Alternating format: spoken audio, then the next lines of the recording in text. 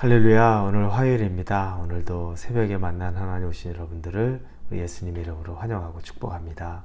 기도하겠습니다. 좋은 날 주시니 감사합니다. 하나님, 지난밤에도 잘 자고 새날을 시작합니다.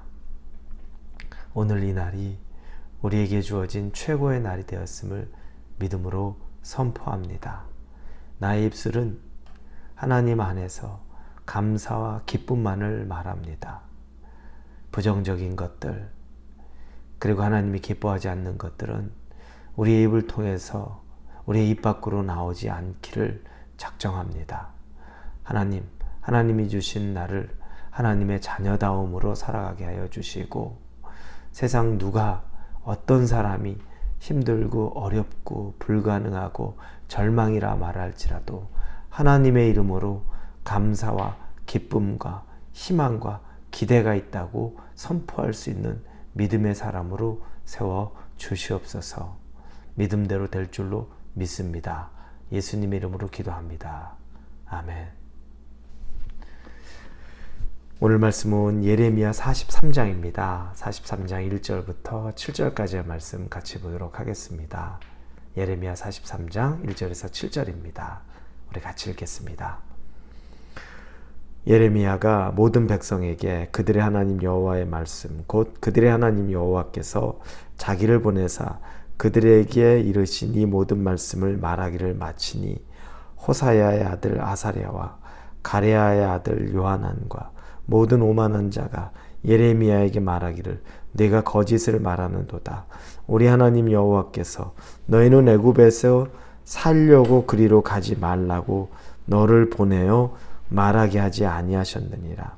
이는 네리야의 아들 바룩이 너를 부추겨서 우리를 대적하여 갈대아 사람의 손에 넘겨 죽이며 바벨론으로 붙잡아 가게 하려 함이라. 이에 가레야의 아들 요하난과 모든 군 지휘관과 모든 백성이 유다 땅에 살라 하시는 여호와의 목소리를 순종하지 아니하고, 가레야의 아들 요하난과 모든 군 지휘관이 유다의 남은 자 곧 쫓겨났던 여러 나라 가운데에서 유다 땅에 살려하여 돌아온 자 곧 남자와 여자와 유아와 왕의 딸들과 사령관 느부사라다니 사반의 손자 아이감의 아들 그다리아에게 맡겨둔 모든 사람과 선지자 예레미야와 네리야의 아들 바룩을 거느리고 애굽 땅에 들어가 다바네스에 이르렀으니 그들이 여호와의 목소리를 순종하지 아니함이로라. 아멘. 우리는 어제 요하난으로 대표되는 사람이 이제 이 남은 유다 백성들과 바벨론이 이제 총독으로 임명했던 그 사람의 죽음으로 말미암아 자신들도 바벨론의 보복을 당할까봐 두려워서 애굽으로 가려던 길에서 베들레헴 근처에서 예레미야를 만나 예레미야에게 기도를 부탁했죠. 하나님에게 기도해 주시오. 그리고 하나님이 우리가 어디로 갈지 어떻게 해야 될지 하나님의 말씀을 전해 주시오. 그러면 하나님이 우리에게 주시는 말씀 그대로 순종하겠소. 그 말씀이 우리에게 좋든 우리에게 좋지 않든 간에 하나님의 말씀에는 우리가 완전히 순종하겠다고 맹세까지 합니다. 그러자 예레미야가 흔쾌히 기도를 하죠. 그리고 기도한 후 열흘 후에 하나님의 응답이 옵니다. 그 응답은 애굽으로 절대 돌아가지 말아라. 그곳으로 피신하지 말아라. 너희들이 유다에 남아있으면 바벨론으로부터 내가 너희를 다 보호하고 너희가 그 땅에서 살 것이다. 그러나 오히려 너희가 살려고 애굽으로 가면 그곳에서 너희는 기근이나 또 어려움으로 죽게 될 것이다 라고 하는 하나님의 음성을 예레미야를 통해서 그대로 전달을 합니다. 오늘은 그 예레미야가 말을 모두 마치고 하나님의 메시지를 전하고 난 이후의 모습입니다. 그런데 그들이 예레미야에게 중보기도를 부탁했을 때와는 정반대의 모습이 보입니다. 하나님이 응답을 주셨는데 그 응답을 하는 예레미야에게 그들이 대꾸하죠. 너희들이 거짓말한다. 네가 우리들에게 거짓말하고 있다. 우리를 바벨론의 포로로 잡혀가게 하려고, 애굽에 가지 못하게 하려고 너희가 거짓말하는 것이다 라고 예레미야와 바룩을 싸잡아서 거짓말하는 사람으로 여깁니다. 그리고 하나님의 말씀이 아니라고 그들은 단정 지은 거죠. 그들이 급해서 하나님의 음성을 듣고 싶어 기도를 부탁하고 하나님은 그 응답을 주셨는데 그 응답을 거부하는 겁니다. 이미 그들이 기도를 부탁했을 때 이 결과로 보니까 그들은 자기들이 원하는 바, 듣고 싶은 바가 이미 있었던 겁니다. 애굽으로 가라. 내가 너희를 지킬 것이다. 이 메시지를 듣고 싶었고 그걸 확인받고 싶었던 것뿐입니다. 그들이 이 결론적으로 보니까 진짜 하나님이 무엇을 말씀하시든 간에 순종하고 싶은 마음이 아닌 겁니다. 불안한 마음에, 이미 애굽으로 가고 있는 마음에 하나님의 확답이 필요했던 것뿐이었던 거죠. 여러분, 기도를 이렇게 하면 의미가 없습니다. 여러분이 만약에 기도할 때 앞에 진로를 위해 기도하고 어떻게 선택을 위해서 기도하고 할 때 이미 여러분이 다 응답 정해놓고 하나님에게 내게 말씀해 주시는 것, 나한테 말씀해 주십시오.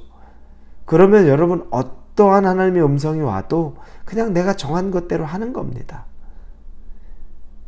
그리고 그것을 하나님의 음성으로 스스로 착각하기도 하고 또 하나님이 진짜 주시는 음성을 순종하지 못하는 일이 반드시 생기는 거죠. 그래서 기도 응답을 제대로 받기 위해서는 전제 조건이 말로만 하는 것이 아니라 진짜로 그렇지 아니할지라도 제가 순종하겠습니다 라는 그 결단이 반드시 있어야 됩니다. 그렇지 않고는 내가 원하는 대로, 내가 듣고 싶은 대로, 내가 하고 싶은 대로 선택합니다. 그리고 그 내가 듣고 싶은 것이 아니면 거부하죠. 기도의 응답이 아니라고 생각하고 그건 내가 할 것이 아니라고 생각합니다. 제가 목회자인데 저에게 한 청년이 찾아왔어요.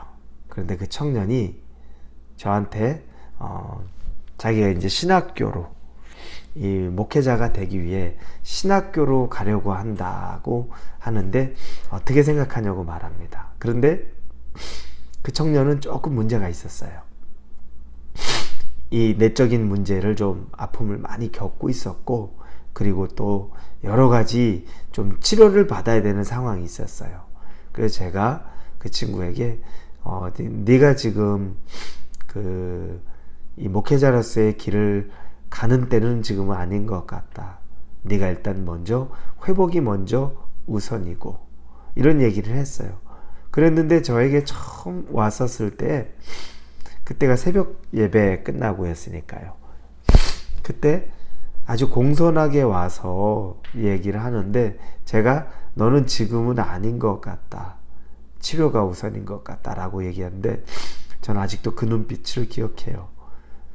굉장히 무서운 눈빛으로 돌변하더니 그러면서 화를 내면서 떠나가더라고요.